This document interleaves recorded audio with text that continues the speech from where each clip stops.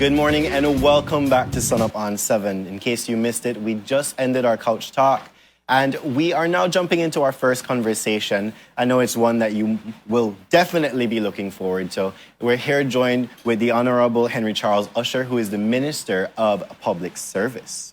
So we are here dealing with a lot of topics this morning. But firstly, good morning, Mr. Usher. How are you? Morning, guys. Thanks for having me this morning. It's good to be here. Good morning to all your viewers and your listeners at home and abroad. I know you guys stream as well, so you're all around the world. Definitely. And congratulations. I understand you guys just celebrated 1 year recently, so congrats on your anniversary. We had Minister Musa come make photo and all of that goodness. I heard about that.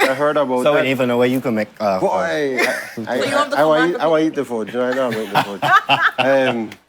And I see yesterday you had Jules doing different personal vacations and so on. So you guys are good men. I have to say, man, you guys got this thing going. Actors in this. I'm telling you. We just need Jules to rap. We didn't forget to the stage where he did try rap like Shine to as well. But baby steps at this point. I think that will, we'll put that part on cut.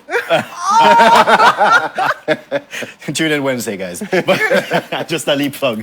But, okay, Minister, yes. So let's start off with one of the biggest topics in Belize right now. The referendum on marijuana. We know that the churches have made that threshold. Correct. So where are we with that? Certainly. So let me just give a quick recap of what happened. On May the 5th, the Governor General handed over the petitions, the number of signatures, to the Chief Elections Officer. By law, the Chief Elections Officer had 2 months in which to verify that the number of signatures met the threshold of 10% of the total voting population.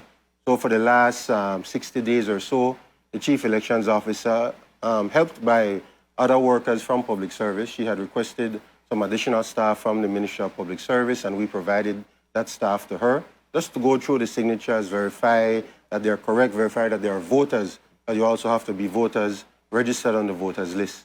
And yesterday, the Chief Elections Officer submitted her findings to the Governor General, and of course, it has been reported in the news that yes, the petitioners did make their 10%. I believe it was 10.0% of the total voting population on May the 5th signed the petition. So yes, according to the Referendum Act, referendum on that particular issue has been triggered. What happens next? Well, the Governor General has 30 days in which to issue a writ of referendum. And then when that writ is issued, the date set in that writ can't be more than 30 days from the date the writ is issued. So we're looking at a maximum of 60 days from yesterday, which would be September 4th, no? And how do you feel like this will swing?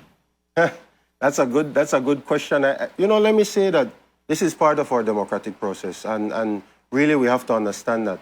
I heard some comments yesterday, but why is it that this is happening now? Why can't the government just pass the law?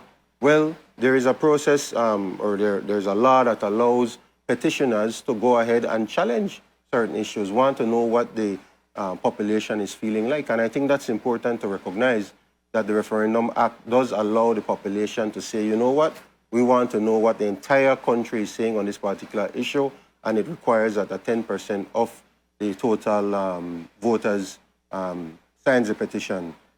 So, to answer your question, I'm not sure. We'll have to find out when the voting happens. So, yeah. I know we mentioned when we were talking to the different church stakeholders is, although this referendum is going to possibly happen when they were still getting their numbers together, it doesn't necessarily mean that people are going to vote no against having marijuana. So it's really just about giving them that right now to say, do we want to have it available? Do we want to pass this law? Certainly, and I have to say that in my conversations with the Council of Churches, subsequent to their submitting the petitions, I asked them, what will happen if the voting goes against? And they said they will accept it because that is the democratic process, no? And so really it's just a matter of getting everything in place. Of course, a referendum will cost money. Yes. It's like running a national election. It is. Because it's countrywide. And let me just explain that it's done by a popular vote, because there was some question yesterday whether it's done by constituency, meaning that if one the number of constituencies support but others don't, what the majority says, no, it's by popular vote. So yes or no, really? That's right. The total numbers. I mean, if you can't get it wrong, the ballot will say yes or no. You just kind of figure it out there. Correct. So I want to touch now, we're dealing with the laws and passing of laws and things. And Right. I just brought up the topic with you, or the national issue, about the Consolidated Companies Act that has been put towards the House already.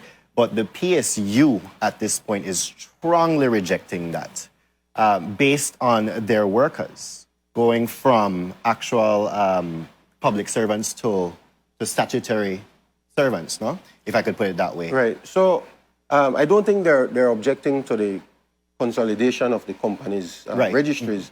Because really what the Companies Bill, this new amendment to the Companies Bill, and let me just say the old Companies Act was 103 years old. So it was definitely in need of some modernizing. I just have to say thank God. Yes. Right. As a practitioner, you would know that it needed updating. It needed to be modernized. And there was a consultant brought in, and one of the recommendations made by the consultant was that they amalgamate the domestic companies registry with the international companies registry. So that was what was done. Now, on the issue of the workers, and I share the concern of the PSU on that, because we have to give the workers the option, I believe, of remaining within the public service. Remember, when you're under the old companies registry, you were a public officer. Right. It's now falling under a statutory body. And there are issues in the past of when workers transition from public service to statutory boards, whether they remain as public officers or they now fill under a contract with that statutory board. We still have some workers, for instance, at KHMH, which has been a statutory body for a number of years, who are still public officers. The same thing with Baja. I remember Imarbe one spelled. The same thing with Imarbe. The more recent conversions to statutory bodies, the workers had the option. But in the past, it was just done, and they didn't have that option. So I think that the PSU is looking out for their workers, looking out for their public officers, and saying, listen, let them have the opportunity, the option of saying whether I want to remain a public officer, in which case our ministry would have to then find a new posting for them, or if they want to transition with this company's registry, but then fall under the rules and regulations of that particular company's registry. So of that statutory body. So they would then sign a contract with that statutory body. I see. We had the Public Service Union on our couch, I think it was last week, if I'm not mistaken. Yeah. And they were talking a little bit about some other issues that they feel need to be addressed at a later date too, as well, when it comes to public service. Right. And it talked about, succession plans, as well as the open vote workers that are open vote for 10, 15, 20 years. What are your thoughts in regards to that? Absolutely, and we have had monthly conversations on these issues. Succession planning is something that has not been done effectively in the public service for a number of years. We see issues coming up all the time. This was raised yesterday about the Auditor General, that there really was no good succession planning done in that department.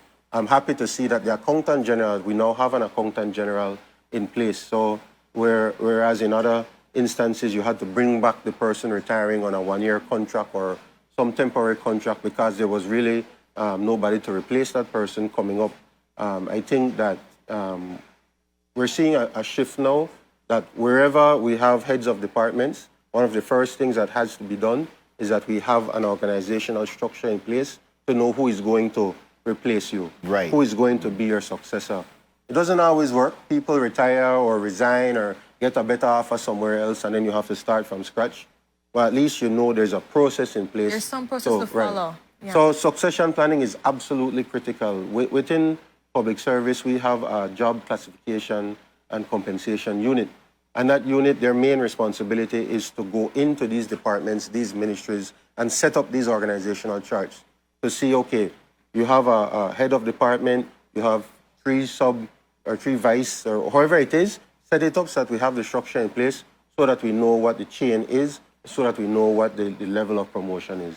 So this was never, I understand that the succession planning was never in place in the public service regulations, right? No, it is there, there are regulations that deal with it, but it was not implemented or effectively implemented. Okay. And I think it was just something that because persons got busy, they never actually dealt with it. But part of being a head of a department is administrative management. Yeah. And you have to administratively manage your department to know, if I get sick, who's going to take over for me? If I retire, who's going to be the next person in line? And that's important that we instill that and we train these heads of department to carry out that administrative function as well. And I think it's extremely hard for any worker that you're there for years upon years. You know you have the experience. Maybe you've acquired your degree to help to, build your capacity, build your knowledge, and to know that you can't get the role above you Right. because of some whatever reason or so forth. And I think that kind of demoralize you in some kind of way that you don't feel like you're worthy enough in this institution. So I think it's something that will also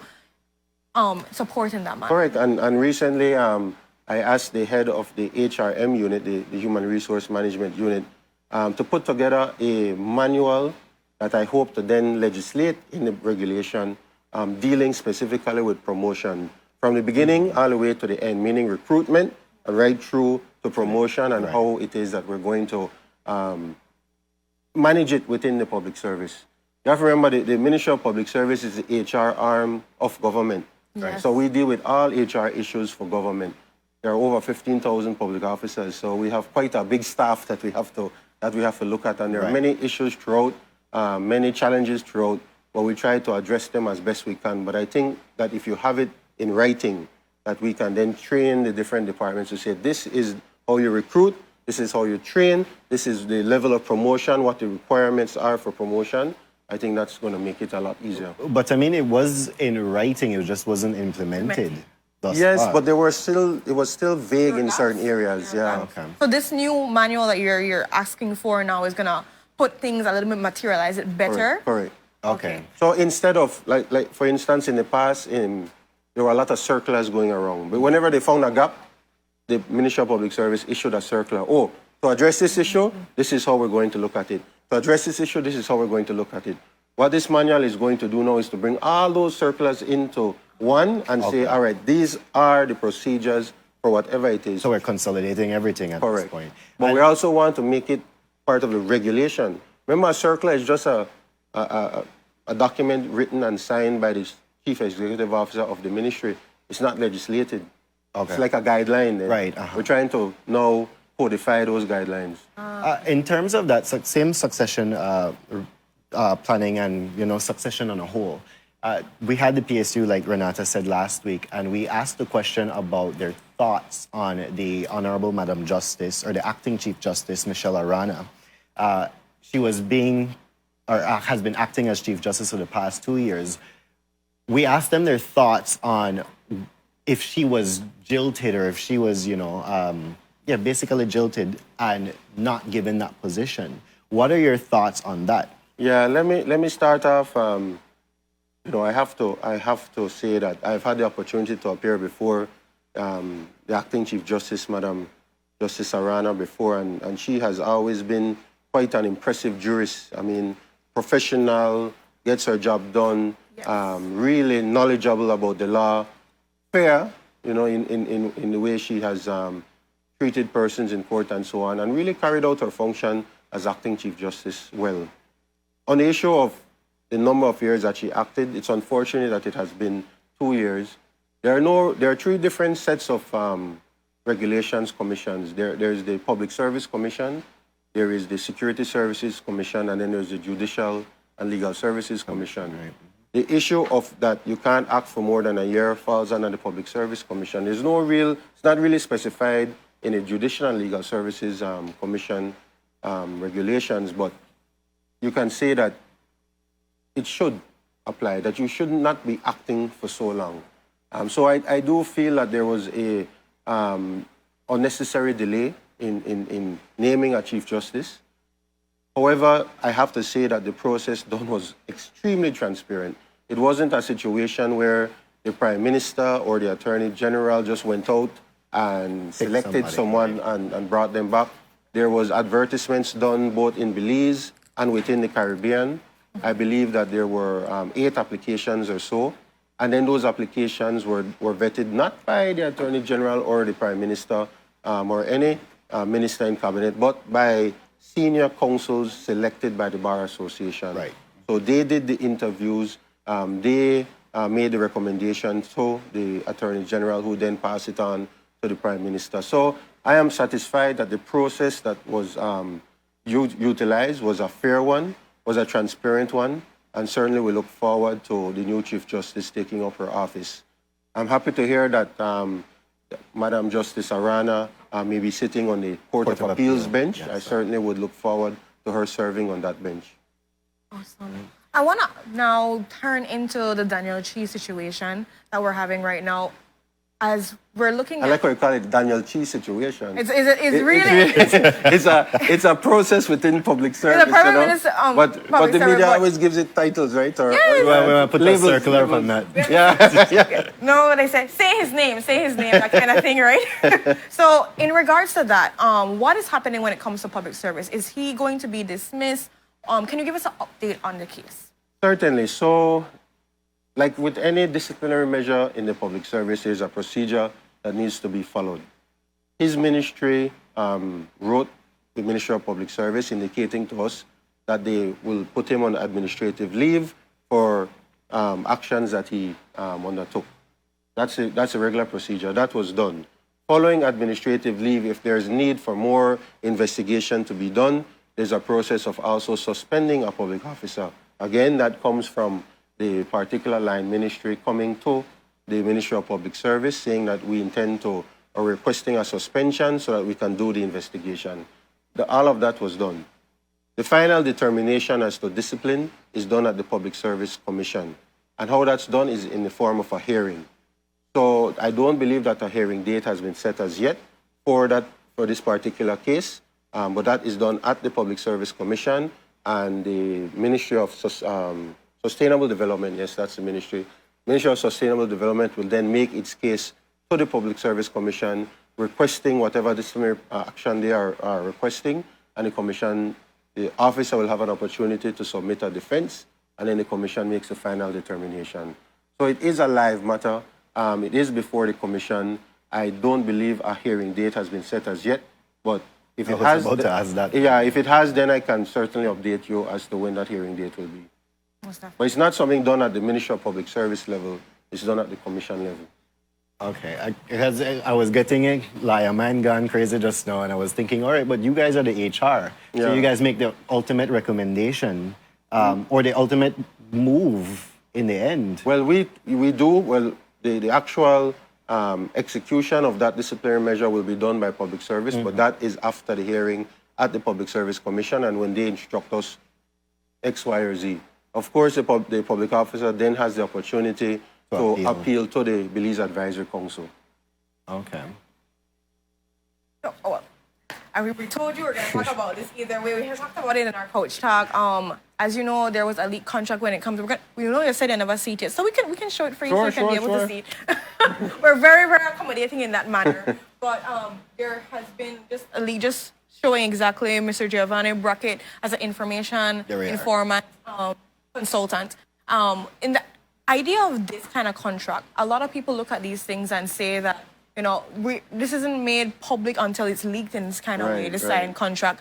And for background for this person, he doesn't necessarily have a bachelor's, doesn't have any journalistic background per se to be on the term of information consultant. So some people would say it's kind of like a ghost worker in a way, looking at how the overall thing is set up. What can you say in regards to how a matter like this is supposed to be dealt with? Well, you said he doesn't have a journal background, but No journalistic background. I haven't had an opportunity to check his resume, but I do know that I've seen Mr. Brackett appear at press conferences as a journalist in the past, representing different media houses. So I do think that he has some background in journalism. As to the contract, first of all, since the memo is up there, you see it's from the FinSec to the Cabinet Secretary, so it's not to the Minister of Public Service. I wanted to make I love how you try to But at the same time, you guys are HR. So right. And they're supposed to know who to work. We do know who is working, but certainly I just wanted to this is a contract officer. Yes. Secondly, the issue of the 10% gratuity, so that's standard in contracts for throughout the public service. The telephone allowance, well, that is a standard allowance given to certain contract officers. The salary, well, of course, anybody can negotiate their salary with their particular ministry. So that's an issue that's done from the ministry level. It's then applied to the Minister of Finance to get approval. And as you can see, approval was given back in March 2022. qualifications for Mr. Brackett, I believe, as I said, that I have seen him appear as a journalist certainly in different press conferences in the past. The work that he's doing with the ministry that he's hired, well, I think you would have to ask the ministry what work he's doing there. I certainly wouldn't agree with the label that he's a ghost worker. He's working. We have to find out from the ministry what work he's doing, if he's preparing press briefings or ads or whatever it is that he's doing at that ministry. But that's certainly something that you can then ask that minister, no? However, though, it is common knowledge that he also does these things for private businesses as well as for parties, right? Okay. So are you comfortable with the idea that he does these private and political pieces,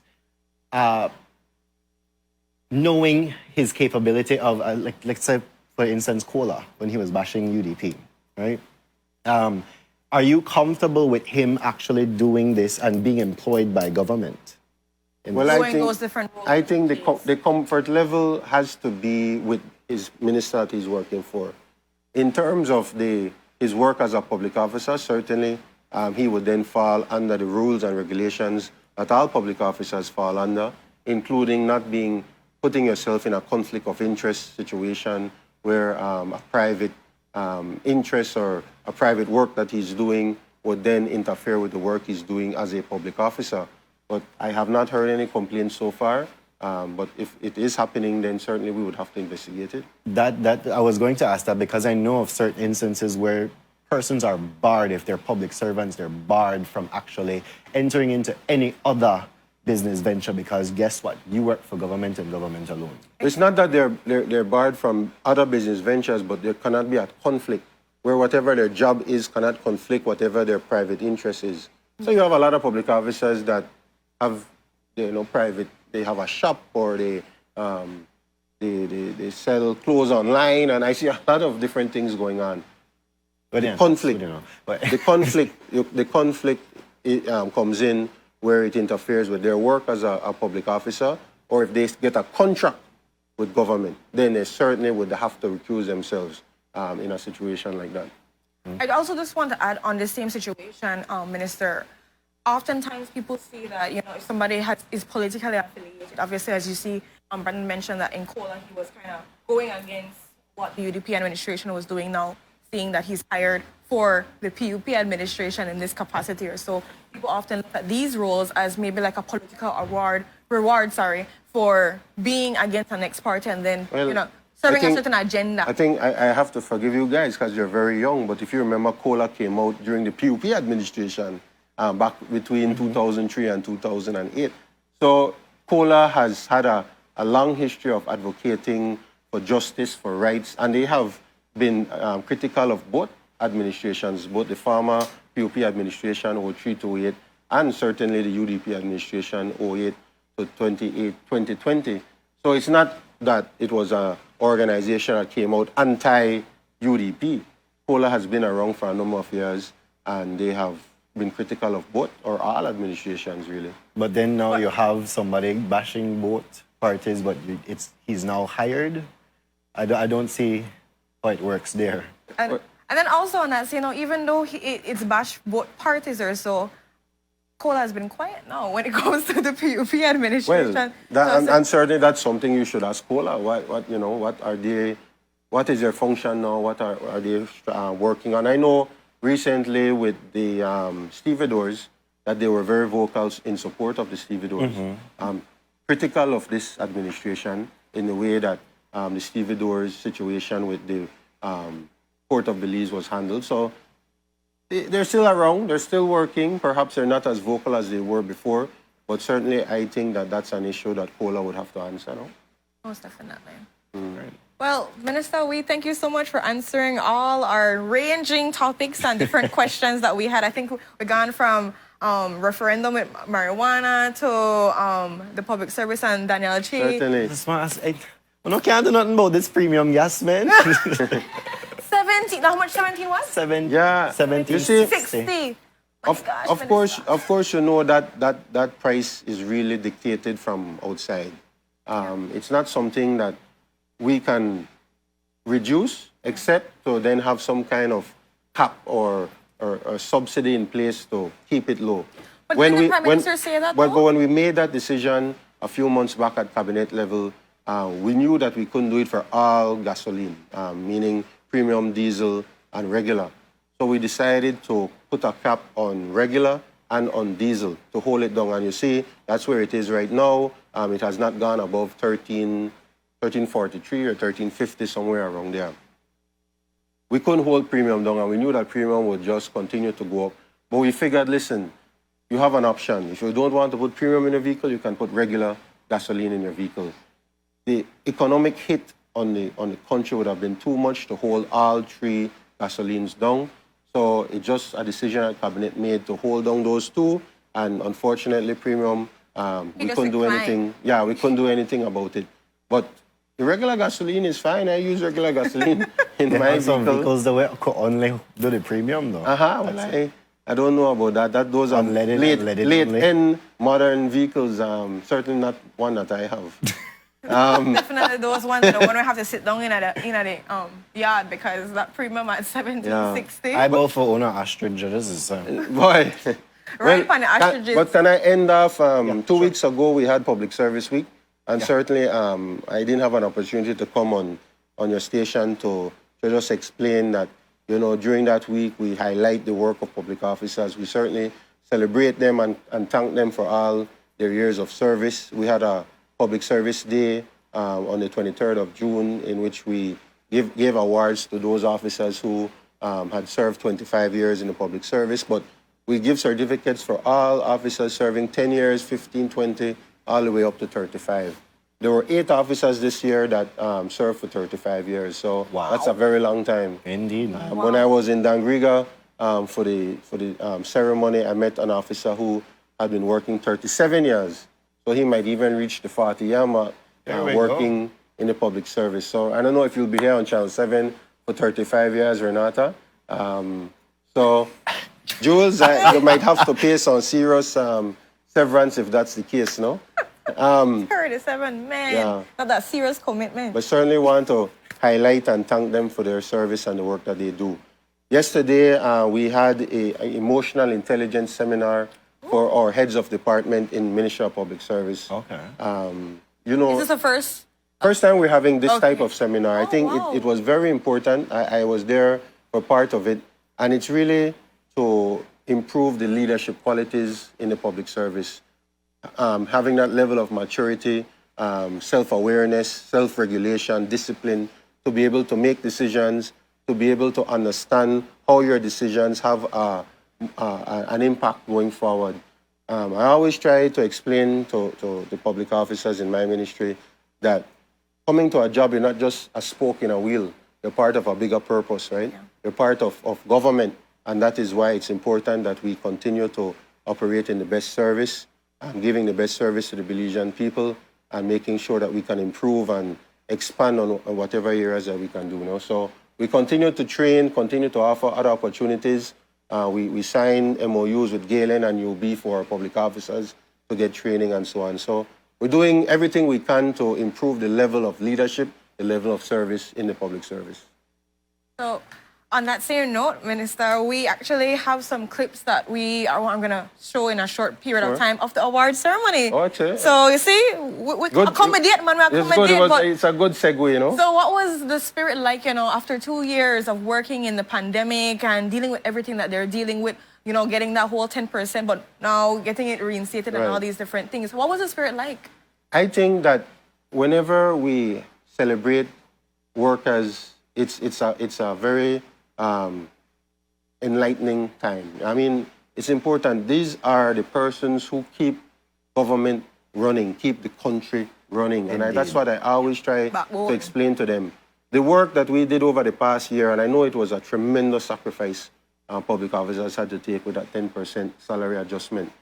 But if it wasn't for that, we wouldn't have been able to do the debt restructuring that we did, because we had to show to our international organizations that we were serious. Remember, they were recommending that we terminate 3,000 public officers. The Prime Minister said no. Yeah, the Prime Minister said no, we would have a homegrown solution to this. We put together an economic recovery plan. Part of that plan was to reduce the wage bill so that we could then reduce the borrowing that was needed, the payments that were needed to carry out the function of government. So it was a tremendous sacrifice. I made sure that I explained that to them. And really, what we're doing starting, well, July 1st was the return of that salary Happy adjustment. day. Yeah, but that wasn't a gift. That wasn't we were doing a favor to the public officers. They are entitled Yes. to that return. And I wanted to make sure that I made that point because I don't want anybody and nobody in government has, oh, we're doing a favor, but no, this is not anything like that. You're entitled to that return. You're entitled to the work that you're doing. The sacrifices that you're made have entitled you to get back to where you are right now. And we hope to do more. We hope to expand more so that we can certainly provide more services to the country. No? All Most right. definitely.